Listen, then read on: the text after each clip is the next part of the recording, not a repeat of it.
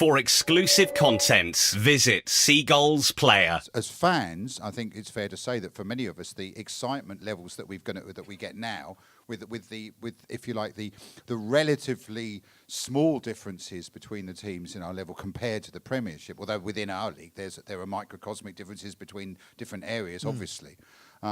It is. I mean, it's recognised in Europe. I spend a lot of time in Europe doing gigs and stuff, and everybody there says the Championship, is the most exciting league in terms of the, comparatively to their fifth most watched league in the world. In the world, absolutely.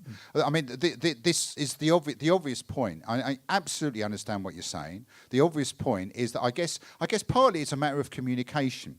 Because when we hear about the new projects with the hotel and everything, was there going to be a hotel? Perry comes later. That's an in-joke between me and Martin Perry. Sorry, I didn't tell those about lies. about that hotel that was never going to get built. Anyway, but we didn't know at the time, did we? Anyway, I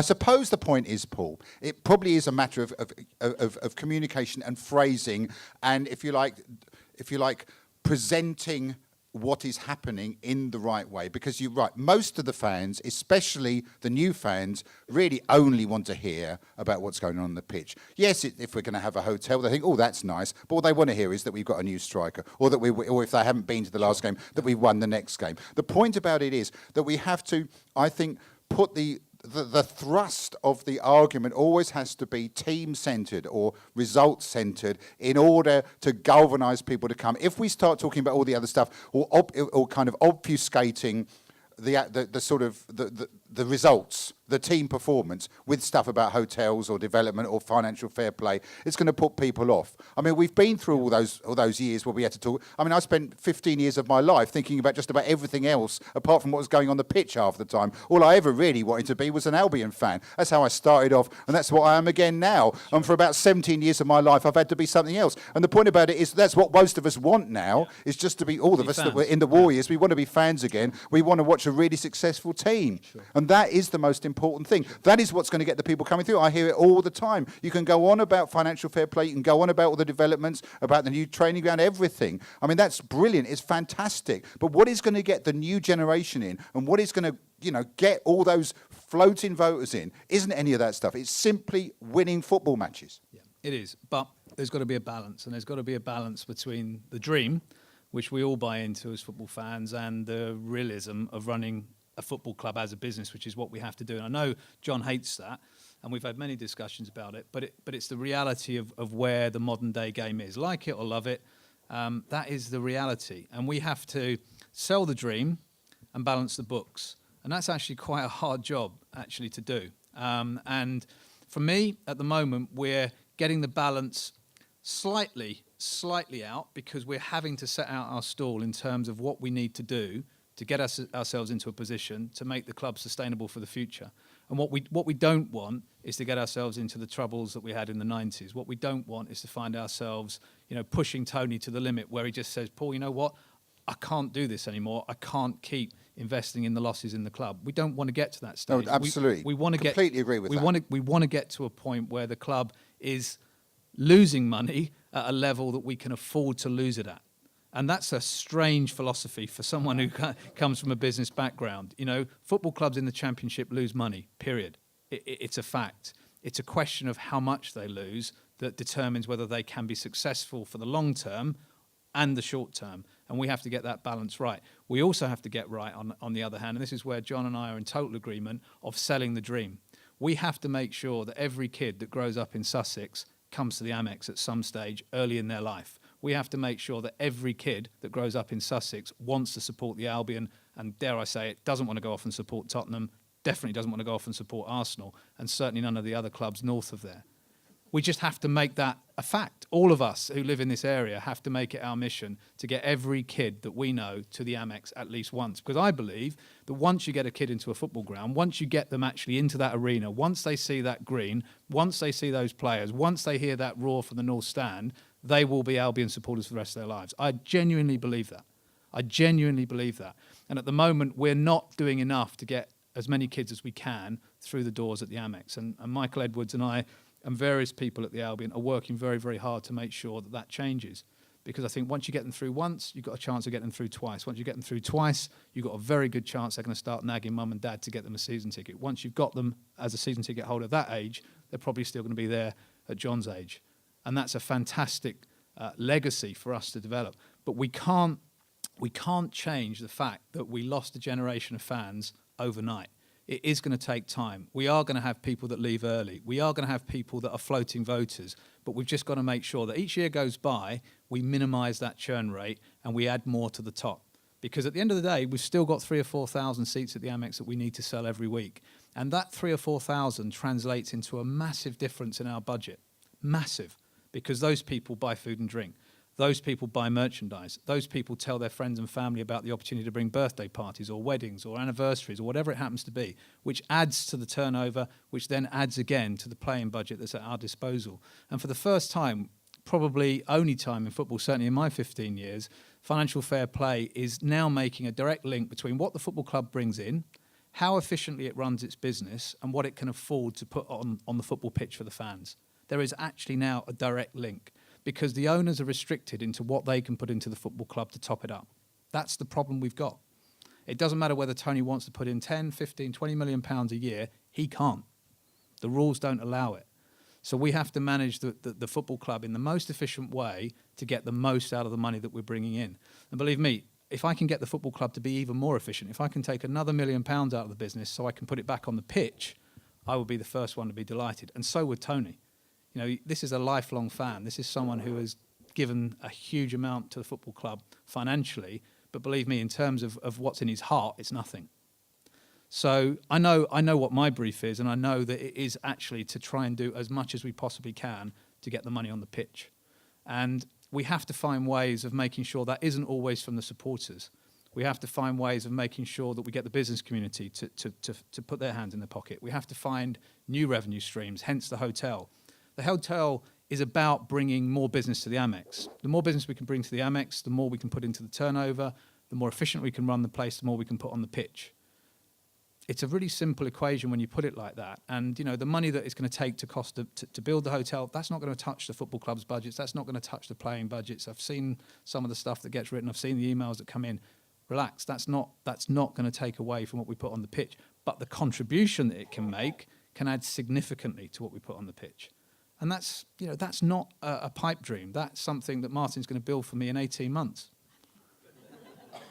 If he gets permission and if it's viable. And again, if it's not viable, we won't do it. If he doesn't get permission, we can't do it. So all of these things have natural steps and natural consequences. But every decision that we take for the football club is about making the football club better for the future. And some of those decisions may make it look like in the short term we're not necessarily doing the thing that will please everyone, but in the long term it's about sustaining the football club so that future generations can enjoy it and don't have to go through what John and the guys went through before. And for me that's a really, really important fact, because maybe you can do that once, maybe you can put heart and soul into it for 10, 15 years and come out the other side as we have, but twice? That's going to be a tall order. No, I certainly personally hand it on to the next generation. I've got one interesting final point. When we were discussing this, and I was sort of hanging around as I do with lots of Albion fans on many different occasions in pubs after games and before games, I was inundated with people with, should we say, the more minor sort of queries, complaints, questions. During one of our previous discussions at the Amex, you mentioned the idea that I thought was, I think both of us simultaneously suggested, the idea of a kind of a informal kind of fans forum every couple of months in Dick's Bar, where we could actually have where you would come and maybe some other people, maybe a couple of people from the backroom staff, maybe a player or two, and just have an informal kind of chat where you can answer these questions. Because I will say personally, you are extremely approachable, very articulate. You answer straight away. You're very much on the case. I mean, well done, man. I mean, from that point of view, he may be the face of modern football, but he's all right. It's quite worrying, isn't it? He's all right. I mean, But that's so. There's a thought to go with that. Obviously, we'll discuss. I'll maybe put it on North Stand Chat and see what people think of the idea, because a lot of people sort of make these questions and queries and complaints and everything, and they send them to you, or they put them on North Stand Chat, or they moan generally. Yeah. There's quite a lot of moaning, which a lot of it is unnecessary, really, and not very focused, and probably wouldn't happen if people actually had to get up in person and actually say it, or rather than just putting it on an internet message board. So that's the kind of thing that might be a good thing. I just got one. Yeah, it's a really good thing. And just on that, I mean, we I don't know how many people in the room know, but we get out and about across the whole county. We try and go to as many supporter group meetings as we can. We go as far north as Burwash, sometimes South London, over to Haywards Heath, Burgess Hill. We try and get out to as many supporter groups as we can in person. I say we, myself, Tony, Martin, Michael, whoever that supporters want to hear from, to be honest. And we'll never duck a question, because I think the one thing that the whole process through the whole, what I call build the bonfire years, would tell people is you should never be afraid to ask a question of a football club. And I absolutely believe that. And it's why I'm quite happy. We never always, are. Absolutely. And it's why I'm always quite happy to take emails from fans. It's why I'm quite happy to be stopped in Hove, wherever I happen to be, to answer a question. If I can answer it, I'll answer it. I'll always answer it honestly. It may not necessarily always be what people want to hear, but it will always be the honest answer. And I think that's really important for a club that's been through what this club has been through, that its fans feel that the board is open, it's accessible, it's there to talk to. We wear suits, but that shouldn't create a barrier between the football club and its fans. And from my point of view, it's my personal style anyway, but also I think it's the style of the whole board. This football club has got an amazing board. We talk a lot about fan representation on football boards. Most of the Albion's board are Albion fans. And that is a fantastic thing for a football club to have, because there's people there with real heart and soul in the game. And I'm a football fan. I'm not an Albion fan. I wouldn't come here and say that I was an Albion fan from day one. I am now. I've got blue and white stripes in my blood now, because you can't run a football club without engaging in the football club. And you can't engage in the football club without watching every result as if it's the most important thing in the world. And for me, every time, I've not missed an Albion game since I joined the club. And, I've shared the pain of the last sort of 15, 16 months. That Palace defeat hurt for me like the first time I saw Spurs lose to Arsenal. And believe me, that was painful. And I suffered it for many, many years after that as well, unfortunately. But this is my football club now. This is the result that I want more than any other. If we draw Tottenham in the third round of the FA Cup, I will be delighted, because I'd love to knock them out. It would be absolutely fantastic for me to be able to be in this job and do that. And, you can imagine Arsenal coming last year.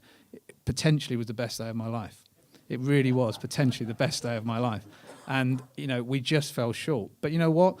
It proved to me also that the potential in this club is phenomenal. The crowd that day, the performance that day, the look in Wenger's face when he realised that this wasn't going to be the walkover that he thought it was. I enjoyed that a lot.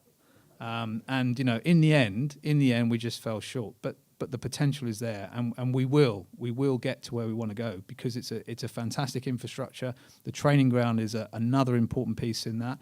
And you've got an owner that really cares about this football club and really wants it to succeed. And that's a phenomenal thing to have. One last question, okay? And then we're going to have the half time.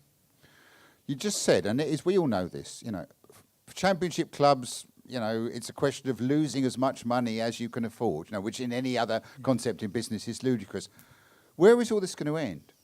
At what stage is it all going to come crashing down in a massive, great heap, do you think? At what stage will the sustainable models, the new clubs, like FC United of Manchester, like the reformed Wrexham, like the reformed Chester City, like the reformed 1874 Northwich, for God's sake, at what stage will they be the ones that people start looking to? I mean, how much longer do you think this can carry on? Because, I mean, it's a particularly English thing, or particularly British thing. It doesn't happen in mainland Europe.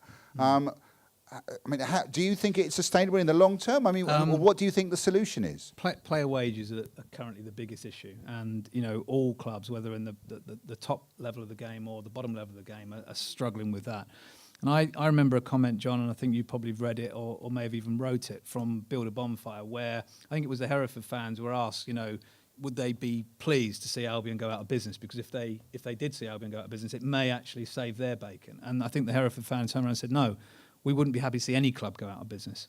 And I believe that as well, because I think any football club serves a community. That community usually is very much sustained by its football club, and therefore every football club needs to recognise that that is a very, very important responsibility that it has. So for me, we've got to get it under control because it means too much to too many people, and therefore financial fair play, for all its faults and for all its weaknesses, and there are many, is the right direction to be heading. Whether it's the right, as it is imposed and that the things are followed through. Absolutely, and we of all the clubs believe that getting ourselves in the best possible financial shape gives us the best chance of coming out the other side sustainable for the future. If the others want to ignore it, frankly, that's their lookout.